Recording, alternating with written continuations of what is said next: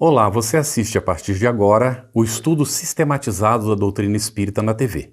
O nosso tema de hoje, Justiça e Direito à Propriedade. Aproveite bem o estudo. Pessoal, no encontro de hoje vamos tratar de um tema super interessante, que é a justiça e os direitos naturais e direitos de propriedade. Mas para começar o nosso estudo, vamos começar fazendo uma leitura. Pode ser, Gal? Vamos lá? Vamos lá. É do livro Justiça Divina de Emmanuel. O Bom Combate. Voltando à pátria espiritual, depois da morte, estamos frequentemente na condição daquele filho pródigo da parábola, de retorno à casa paterna para a bênção do amor. Emoção do reencontro, alegria redescoberta. Entretanto, em plena festa de luz, quase sempre desempenhamos o papel do conviva do cérebro deslumbrado, trazendo espinhos no coração. Por fora é o carinho que nos reúne, por dentro é o remorso que nos fustiga. Vanguarda que fulgura, retaguarda que obscurece, êxtase e dor, esperança e arrependimento. Reconhecidos as mãos luminosas que nos afagam, muitos de nós sentimos vergonha das mãos sombrias que oferecemos. E porque a lei nos infunde respeito à justiça, aspiramos a debitar a nós próprios o necessário burilamento e a suspirada felicidade. Rogamos dessa forma a reencarnação à guisa de recomeço, buscando a tarefa que interrompemos e a afeição que traímos, o dever esquecido e o compromisso menosprezado, famintos de reajuste. Agradece, assim, o lugar de prova que te sintas. E ela faz a peça pra gente? Amado Mestre Jesus, mais uma vez agradecidos, estamos aqui, Senhor, reunidos em Teu nome, dizendo-te que sabemos, que entendemos a justiça divina.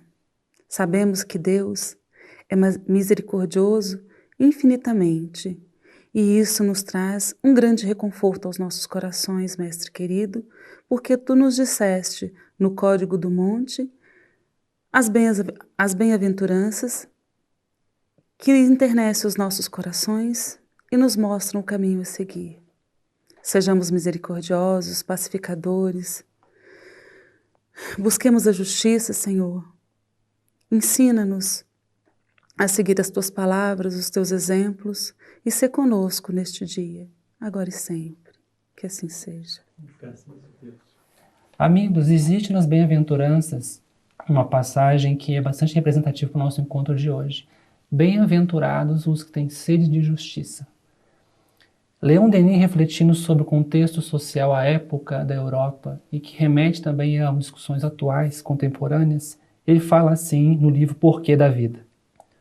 O espetáculo das desigualdades sociais, os sofrimentos de uns em oposição às aparentes alegrias e à indiferença de outros, atiçam entre os deserdados ardentes cobiças. Daí então a reivindicação de bens materiais se acentua. Basta que as massas inferiorizadas se levantem e o mundo estará perto de ser abalado por atrozes convulsões. Pessoal, a busca por justiça social parece ser um dínamo que encaminha sempre a humanidade. O que é justiça? O que vocês entendem por justiça? Olha, a gente pegando definições não espíritas, como no dicionário da Web, da Wikipédia, a gente vai encontrar a seguinte definição: vontade permanente de dar a cada um o que é seu, ato de dar ou atribuir a cada qual o que por direito lhe pertence, fazer justiça a alguém. Na Wikipédia, a gente acha o seguinte: em um sentido mais amplo, pode ser considerado como um termo abstrato que designa o respeito pelo direito de terceiros, a aplicação ou reposição do seu direito ser maior em virtude moral ou material. É bem interessante porque o conceito de justiça, digamos, de sociedade, definido mesmo em dicionário e tudo, remete ao nosso conceito de justiça na visão espírita, é muito parecido. E a gente não sabe, assim, eu não aprofundei para ver direito quem veio primeiro, mas assim, é uma semelhança, né? A vontade de dar ao terceiro aquilo que é por direito. Então, quando a gente fala em justiça, quando você citou, Tiago, bem-aventurados os que têm sede de justiça, mas não é uma justiça só para mim, né? É uma justiça que eu tenho sede de justiça, mas é uma justiça que abrange toda a sociedade. O entendimento é esse, né? Porque a gente precisa dar o que é de direito ao outro também. Porque muitas das vezes a gente pega a justiça como se ela fosse um direito só nosso. Sim. Né? Me lembra que aborda muito o nascimento da compreensão da noção de direito, né? O que é meu, o que é seu, é o próprio André Luiz, Evolução em Dois Mundos. E eu vou ler um trecho, porque ele mostra que demarcação é essa que o indivíduo parece, no princípio da civilização, já reconhecer o que é dele e não deve buscar o que é do outro, que não lhe pertence. Fala assim André Luiz: em razão do apego aos rebentos da própria carne, está falando da prole, né? Institui a propriedade da faixa de solo, em que lhe encrava moradia, e atendendo a essa mesma raiz de afetividade, traça a si próprio determinadas regras de conduta, para que não imponha aos semelhantes ofensas e prejuízos que não deseja receber. Acontece assim o inesperado. O homem selvático, que não pretende abandonar os apetites e prazeres da experiência animal, fabrica para si mesmo os freios que lhe controlarão a liberdade, a fim de que se lhe enobreça o caráter iniciante, estabelecendo a posse tirânica em tudo que julga seu. Desiste de aproveitar o que pertence ao vizinho, sob pena de expor-se a penalidades cruéis. Nasce desse modo, para ele, a noção do direito sob o alicerce das obrigações respeitadas. É a primícia do que seja justiça. Isso. Né? E no texto do André Luiz, fazendo um breve resumo, que o homem selvático que ele chama, né, a partir do momento em que ele começou a juntar bens e para proteger a sua família, ele passa a criar leis para regular o comportamento dele em sociedade e tudo. Então o homem sente aquela necessidade da busca pela justiça, né? Até porque a justiça é uma lei natural. É uma lei natural. É algo inato, é um sentimento que a gente encontra. Mas o que me chamou a atenção foi o termo o homem selvático. Porque o Livro dos Espíritos menciona que as leis humanas, as leis criadas por nós, elas vão ser bem diferentes quando nós tivermos um grau de evolução, né, mais avançado. Tão diferentes que não precisarão mais ser escritas, né? Não, exatamente. Existe uma pergunta no Livro dos Espíritos que questiona o seguinte: se as leis humanas um dia poderão deixar de existir, se a humanidade poderia continuar a ser regida pelas leis naturais, se isso seria possível. E seria totalmente possível se tivermos um grau de evolução que permita isso. E aí o que me chamou a atenção foi esse: o homem selvático é obrigado a criar leis, a escrever leis e impor sanções, penas severas e tal, cruéis, ao desrespeito a essas leis. Então, como deixarmos de ser selvagens, nós precisaremos apenas das leis naturais. Mas eu vejo assim também, Tiago, Rodrigo, que pesquisando, a gente vê que a palavra justiça nasceu na Grécia,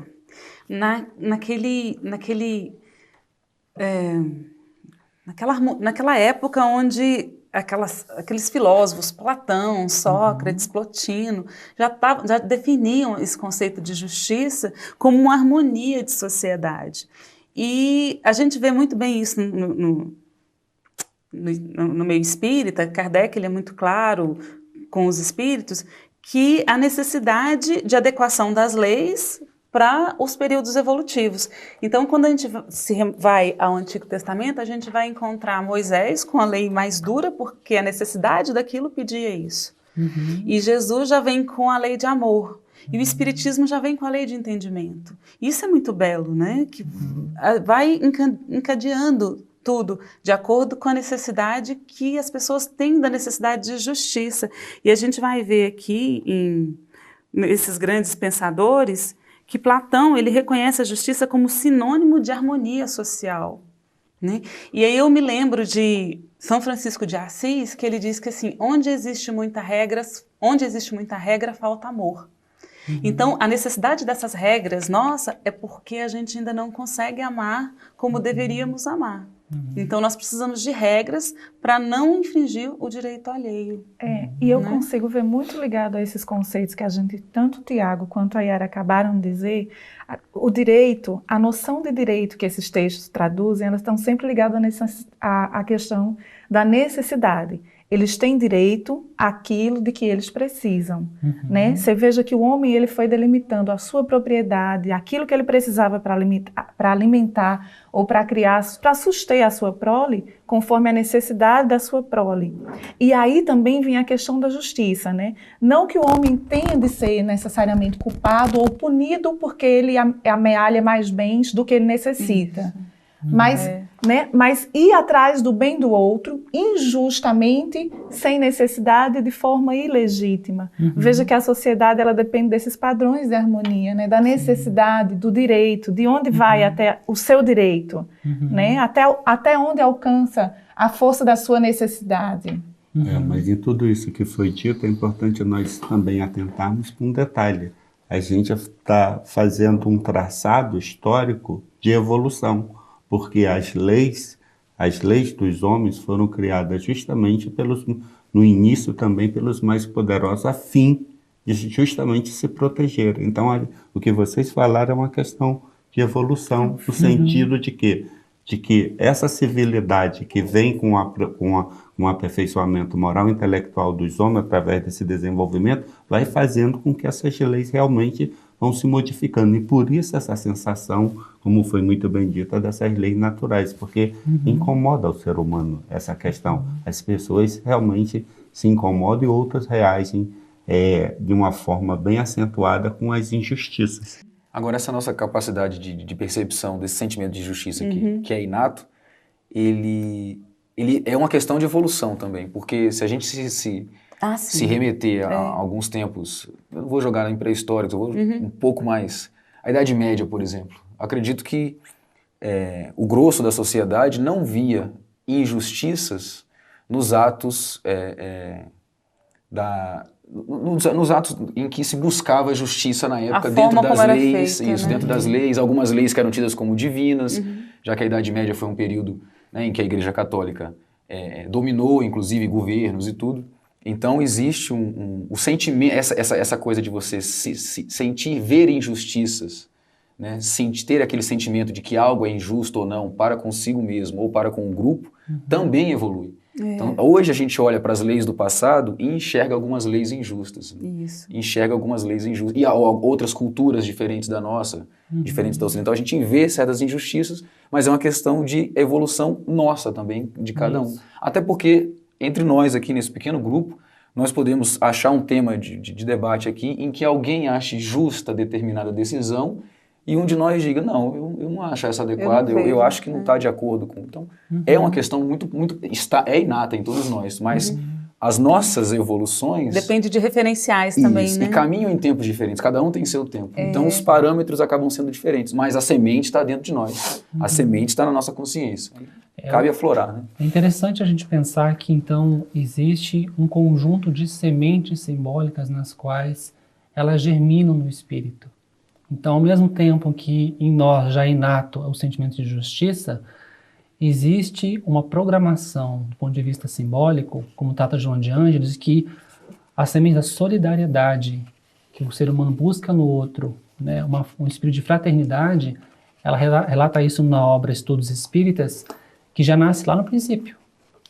Quando, diante das intempéries, né, da natureza, o ser humano se vê sozinho, ele passa a encontrar um respaldo onde? No grupo dele. Mas é algo muito primitivo ainda, mas esse fato de se deslocar e se encontrar com o grupo para se proteger, é o que a gente pode pensar um grau mais evoluído, mais aprimorado, que são as grandes legislações que hoje protegem os seres humanos. A legislação protege a criança, o adolescente, os idosos. Né? Aí a gente vê, Tiago, que a justiça humana, as leis humanas, elas são variáveis, como o Rodrigo falou, de acordo com a época, com referencial, ponto de vista. Mas a justiça divina, ela é imutável. Né? Vem cá, então onde é que está o amor nisso, entende? Porque a gente fala muito da justiça, né? Se observarmos as sociedades contemporâneas, a aplicação fria e positiva da lei, ela não necessariamente está aplicando sentimento, amor. Você fez uma pergunta aqui. E aí eu lembro que Emmanuel comenta que, acho que foi Emmanuel, acredito eu, que ele comenta que a evolução do espírito das leis humanas alcançará um outro grau de compreensão quando for adornada em sentimento. Com certeza. Em amor. Em amor. E eu lembro um personagem conhecido por nós, um matemático, que foi até obra de um filme, Mente Brilhante, John Nash, em que ele fez uma evolução do pensamento de justiça no ser humano, em que ele fala que a primeira gradação é o espírito do revide da vingança. Né? A própria lei mosaica, por que veio a lei mosaica? Alguém tomava de mim um cabrito, eu roubava o 100 dele. Alguém matava um parente meu, matava a família inteira. Então, é uma lei muito primitiva ainda, mas regula já, é um código social necessário para regular o que estava muito, né, complicado. Por isso que ele colocou olho por olho, dente por isso. dente. Né? E aí da vingança surge a justiça, que são essas regras sociais, esse conjunto de postulados que regulam a vida social. Mas existe um passo além disso. Ele comenta que após a justiça surge a misericórdia. Quando um juiz desabona um indivíduo que roubou um par de chinelos, ele está deixando de aplicar a lei? Do ponto de vista frio, sim. Por quê? Mas ele está regulando de uma outra maneira o evento social considerado como um ato infracional, um crime. É porque já existe ali um entendimento mais profundo que seja justiça, que é a misericórdia. Mas existe a extensão mais ampla que trata de John Nash, que é o amor. Isso que você está colocando é extremamente visível, Tiago, na própria parábola do filho pródigo, como nós aproveitamos na leitura inicial. Porque a gente costuma muito ver, claro, ela é conhecida como a parábola do filho pródigo, mas também ela poderia ser também bem conhecida como a palavra do pai misericordioso, né? Porque a gente vê que a questão de justiça, principalmente quando o outro irmão que ficou reivindica o pai, mas porque isso ele reforça essa questão de justiça, ou seja, de misericórdia e de justiça. Isso é importante, porque nós tenhamos essa mente, nas nossas mentes, essa bondade, essa misericórdia divina, mas ao mesmo tempo essa justiça, ou seja, como você falou, é imutável a lei. A lei não muda. Não. Né? O pai é o mesmo. O pai, essa parábola, eu acho ela muito interessante, porque a gente fica preso no filho pródigo. Isso. Mas o filho que ficou, ele estava sendo egoísta, né? Ele estava, poxa, eu que estou aqui. Ele estava reivindicando um direito. Era dele? Poderia. Mas olha como é que Deus tem uma noção de justiça diferente da nossa. Né? A justiça de Deus não é igual à justiça dos homens. Essa questão a pergunta do Tiago, onde é que está o amor, né, na questão da justiça? É interessante que o próprio livro dos Espíritos, ele não traz um capítulo próprio para falar da lei da justiça e da lei do amor. Ambos os conceitos estão no mesmo capítulo. No capítulo 11 é a lei de justiça, amor e caridade. E aí eu queria chamar a atenção para a pergunta 886. A pergunta é a seguinte: qual o verdadeiro sentido da palavra caridade como a entendia Jesus? A resposta: benevolência para com todos, indulgência para as imperfeições alheias e perdão das ofensas. E aí tem um comentário logo abaixo que diz o seguinte: o amor e a caridade são o complemento da lei de justiça. Perfeito. Então é exatamente isso. No momento em que as leis forem reguladas pelo amor, elas não vão precisar estar mais escritas em lugar nenhum. Não vai haver necessidade de sanção para por quê. E não vai haver necessidade de a gente estar aqui discutindo qual é o conceito de justiça. Não vai ter mais. Mas aí a gente vem em Kardec também, né, Rodrigo? E a gente percebe, né, que e esse desejo natural de possuir?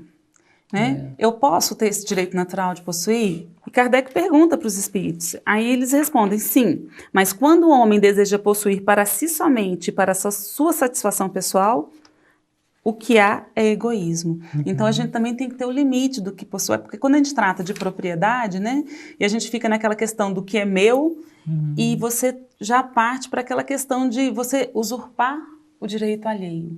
Até que ponto aquilo é meu, até que ponto...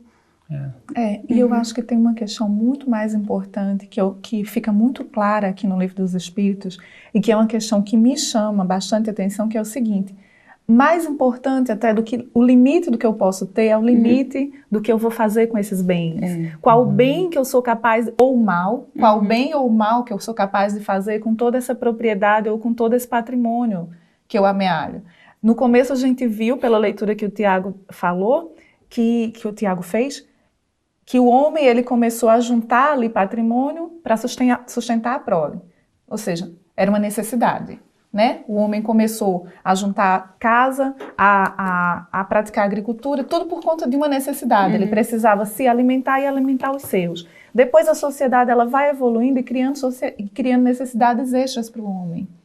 Mas o que o homem vai fazer com esse patrimônio? Será que o homem tem que ser punido simplesmente porque ele trabalha e ele reúne muito patrimônio? De forma nenhuma. Não. Mas o que ele vai fazer? Qual é o bem que ele vai fazer ou vai deixar de fazer com isso? O problema, Gal, ainda nem isso, é como utilizar esses bens, mas muitas vezes a gente quer entrar no direito do bem alheio, é tomar os bens dos outros, que é uma outra parte também que Kardec aborda, né, nesse tema, né, o direito de propriedade e o roubo. Então, assim, o roubo é você tirar aquilo que...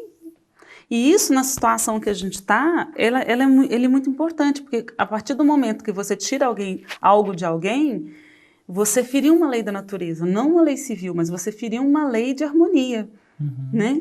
E eu vejo isso muito na justiça divina, nas obras espíritas, e tem uma parte que eu achei muito interessante, que é no livro Luz Acima, de Humberto de Campos, que tem uma historinha que fala do verdugo e a vítima. Conta uma história que estava chovendo muito e a avalanche estava indo e tinha um senhor que tinha muitos bens. Ele amealhou esses bens dele e guardou, ele tinha um tesouro, pedras preciosas, notas, aquilo era o tesouro dele, aquilo ali para ele era o essencial. Então a enchente vindo e ele falou, não vou sair daqui porque eu vou ficar guardando o meu tesouro. Mas tinha um rapaz muito esperto, sabia que ele tinha esse tesouro todo, falou assim, é agora que né, eu tiro ele da casa e pego o tesouro. Quando o rapaz chegou com o barco, falou, seu Licurgo, entra aqui que eu vou tirar o seu... Ele falou, não, Deus vai me ajudar, eu não vou sair daqui não, eu vou cuidar da minha riqueza aqui. E o rapaz vindo que o senhor não ia abrir mão daquela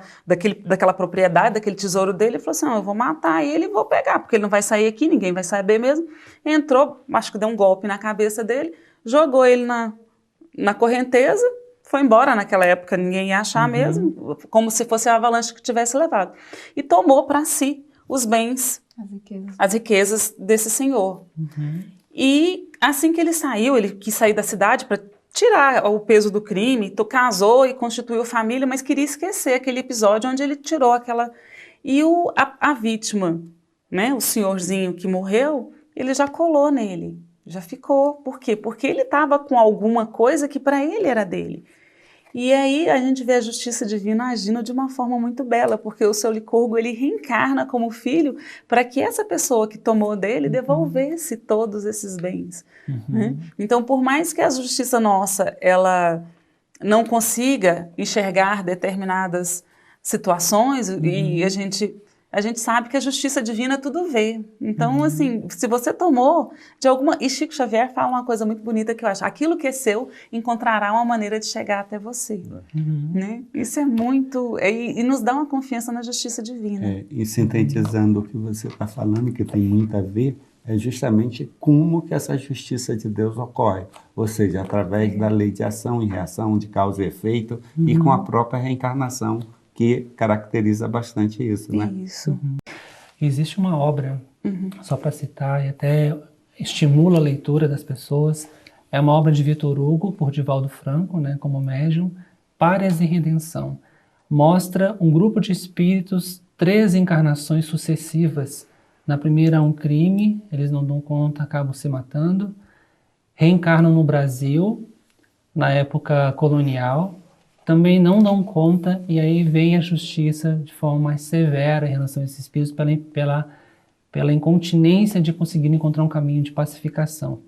E eles reencarnam muito pobres no Brasil, numa favela no Rio de Janeiro. E a obra descreve de forma muito clara como é que a justiça se opera, muitas vezes, nesses dramas que envolvem propriedade, envolvem dinheiro. Olha só, Tiago, Boa Nova, de Humberto de Campos, tem uma passagem assim que... fantástica. Tiago, ele pergunta para Jesus, que, assim, pelo entendimento dele, quando Jesus conversa com Nicodemos, né, em verdade vos digo que aquele que não nascer de novo não poderá ver o reino dos céus. Aí, o Tiago, ele ficou meio confuso com isso e falou assim, mestre, compreenda agora o mecanismo do resgate, murmurou Tiago, externando a alegria de seu entendimento. Mas observo que, desse modo, o mundo precisará sempre do clima de escândalo e de sofrimento, desde que o devedor, para saldar o seu débito, não poderá fazê-lo sem que o outro tome o lugar com a mesma dívida. Então, assim, na cabeça de Tiago, por exemplo, se eu fiz um mal para você, na outra reencarnação eu teria que vir e passar pelo mesmo. Então, assim, onde haver um assassinato, deverá haver outro assassinato para poder cobrir. Então, isso seria uma bola de neve. E eu achei muito linda a resposta que Jesus dá para ele, que ele fala assim, tu também, Tiago, está precedendo como Nicodemos, replicou Jesus. Como todos os homens, aliás, têm raciocinado, mas não tem sentido. Ainda não ponderaste, talvez, que o primeiro mandamento da lei é uma determinação de amor? Acima do não adulterarás, do não cobiçarás, está amar a Deus sobre todas as coisas, de todo o coração e de todo o entendimento. Como poderá alguém amar o Pai, aborrecendo-lhe a obra? E o segundo mandamento, que é complemento desse segundo, que é amar o próximo como a si mesmo. E ele foi tão feliz que disse, aí está inserida toda a lei e todos os profetas. Ou seja, resumiu a questão de séculos que a humanidade vagava na escuridão. Jesus resumiu, vamos acordar? É o que ele está dizendo. É isso mesmo. Porque quando Jesus interpela, que ele faz essa pergunta para Jesus, Tiago, ele fala assim, o que está escrito na lei, Tiago? Aí Tiago fala assim, olho por olho, dente por dente. Então ele vai no olho por olho, dente por dente. Ele fala, mas até tu, Tiago. Não, o que diz a lei? A lei de Deus, né? Amar a Deus e ao próximo. Então, assim, nós ainda estamos, às vezes, muito amarrados àquela pena de Italião. Né? Mas se observarmos a própria expressão religiosa e compreensão do que seja Deus, ela é muito diversa. Porque se Jesus veio ressignificar quem era Deus, né? Porque do temor do Pai, ou do temor a Deus ao amor do Pai, há uma transição. A expressão de Deus não é apenas o grande general que viria cobrar, né, daqueles que não cumprissem fielmente a sua lei. Existe esse contorno afetivo, amoroso. E eu acho que a lei de justiça, nas suas diversas expressões, inclusive da maneira como a gente imprime os nossos talentos, a palavra dos talentos não diz respeito apenas às virtudes ou às potencialidades intelectivas que temos.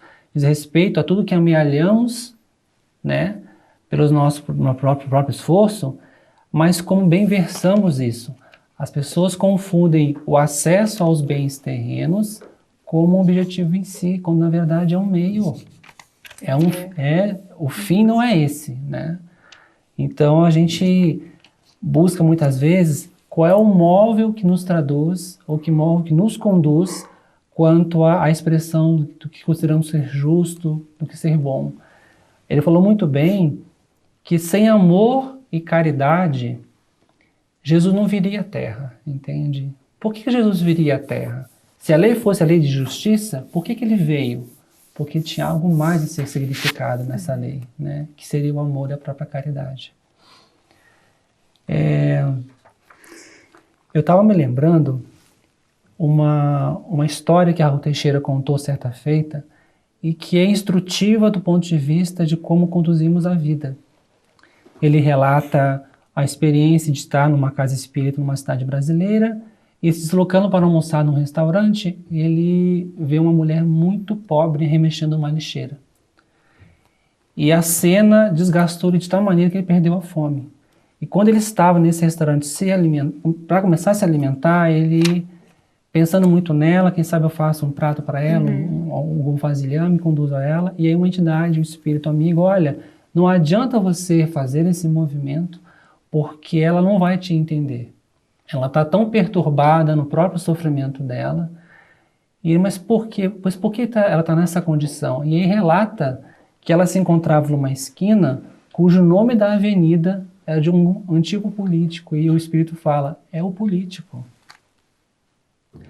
Todo ser humano que malversa naquilo que ele amealha para si, em desfavor do próximo, ele virá uma experiência de escassez em relação a isso. Então, se eu malverso o meu afeto prejudicando os outros, eu venho em condições de solidão. Se eu malverso o dinheiro ao qual, ou qualquer recurso que é neutro em si, mas tem que ser bem aplicado, eu virei uma experiência de escassez. São as compensações que a lei de justiça nos impõe. Onde é que está a lei de amor nessa história? A lei de aprendizado, né? Porque se a gente não vive, como é que a gente vai conseguir entender a dor do outro? Sim, Eu vejo dessa forma. Sim. Sem contar que a experiência não dolorosa estava à nossa disposição, né? E o homem, por própria consciência, né? Por própria vontade, escolheu o mais doloroso de caminhar, de viver a experiência. Você quase falou, pela própria consciência. O pior que é isso, é quando a Yara falou da questão de onde está inserida a justiça entre os homens, a lei de justiça que é na nossa consciência. E é justamente isso, a questão é na consciência. Deus não castiga, Deus não pune, não faz. Quem pune. está se auto-punindo, se auto-castigando... É a nossa necessidade de quitação com as leis do universo. Isso é a lei. Aí é que está realmente o entendimento bem amplo do que seja realmente essa lei de justiça que a gente está falando e está falando. Ou seja, é o resultado das nossas ações, dos nossos atos e até mesmo dos nossos pensamentos vibrando a favor ou contra nós mesmos. Para mim, tudo isso corrobora com o que o Espiritismo sempre quer dizer para a gente. A responsabilidade está em suas mãos. Deus é muito amoroso, muito misericordioso, soberanamente justo e bom. Mas tudo que você tem na sua vida foi você quem criou, você buscou, né? É só uma questão de justiça. Você está tendo o que você está recebendo o que você buscou. As responsabilidades são suas. Exatamente. A cada um segundo suas obras, né? Cada um Porque Deus ele não te invade, ele te dá caminhos. Se você opta por um caminho, a consequência você vai ter que, né, de uma forma ou de outra, não é reparar, viver. Viver. Né? Então, assim, no momento que eu estou muito focada para mim, querendo as riquezas para mim, como você colocou, Gal, tal, ou então até usurpando o direito do outro, de repente eu estou num processo ilusório que o único meio que Deus vai conseguir me despertar é pela dor. Porque enquanto eu tiver... Né? Até porque é o meio que você escolheu se inserir. Então as lições você só vai poder tirar daquilo. E a regra básica de justiça, segundo o próprio Livro dos Espíritos, na questão 876, é muito interessante. É fazer ao outro o que você gostaria que fizesse para você. Isso, né? Não é fazer, não é querer aquilo que você gostaria para si que os outros fizessem. Aí já tem um entendimento bem amplo da questão da ação e da caridade, que é o amor em ação. De fazer ao próximo aquilo que realmente a gente gostaria que nos fossem feito. A gente observa que nós, adultos, né, a gente é regulado por leis externas, porque ainda não compreendemos como nós autorregularmos as nossas relações. O meu se dá na infância. Essa lógica de que hoje adultos temos autonomia, a criança não tem autonomia, porque ela precisa que outros a conduzam na compreensão do que seja o mundo. Mas do ponto de vista de nós, essa distância que nos separa da nossa legislação atual para a legislação mais sublime, que é a compreensão mais plena da lei natural, esse trânsito nosso mostra o quê? Que nós ainda somos incapazes de regularmos a nossa vida apenas pela lei natural. Porque nos escapa isso. E mais do que isso, as paixões e o egoísmo nos conduzem a gente a muitas vezes desbaratarmos. Invadir o direito alheio, né? Isso, perfeito. Mas é mesmo. E a gente tem que distinguir muito bem a justiça do homem e a justiça de Deus. São coisas distintas. Porque a justiça de Deus é plena, imutável e ela tudo vê, tudo percebe. Né? Para encerrar. Pode falar, Pedro. O conceito de justiça lido no dicionário, o conceito de justiça do Livro dos Espíritos é exatamente o mesmo, e é bem sintético. É a questão 875 do Livro dos Espíritos. Então, como se pode definir a justiça? A justiça consiste no respeito ao direito de cada um. Ou seja, exatamente Igual. ao que você leu. Existe uma obra, pessoal, que muitas pessoas, assim, é uma obra editada pela FEB, uma obra excelente, mas muitas vezes as pessoas não conhecem, né? E até a gente faz uma propaganda positiva. Grandes e Pequenos Problemas, do Henri Ouagarod. E ele trata diversas questões de natureza social. Ele trata do problema de amar a Deus, do problema da justiça, do problema da benevolência. E quando ele fala do problema da justiça, o que ele diz aqui? É isso que o Pedro colocou. Não faças a outrem aquilo que eu não querias que te fizessem. Faz ao contrário, aos outros tudo o que consideres que para ti é justo. E aí ele encerra de forma tão sublime que eu vou ler para nós aqui. Procurando que este princípio tão simples, tão humano e divino, presida a todos os atos, a todos os movimentos da alma, desde o simples pensamento até a ação, se conseguirá a perfeita educação do sentimento de justiça, que, assim educado, representará a maior garantia do progresso natural da espécie e estabelecerá progressivamente também o reino de Deus na Terra. O reino que significa a predominância do sentimento puro de justiça a reger a vida humana em seus variados aspectos individual, doméstico e social. Então a gente tem uma trajetória longa até essa expressão mais sublime do que seja essa lei de justiça, de amor e caridade. Mas a gente sabe que todas as outras leis morais, e é interessante pensar isso, a lei de progresso, a lei de sociedade, a lei do trabalho, entre outras, na verdade todas elas estão entranhadas umas nas outras, né? Mas todas estão contornadas e elevadas, né, pela lei de justiça, amor e caridade. Graças a Deus. O EJUS na TV fica por aqui. Esperamos que você tenha gostado e até o nosso próximo programa.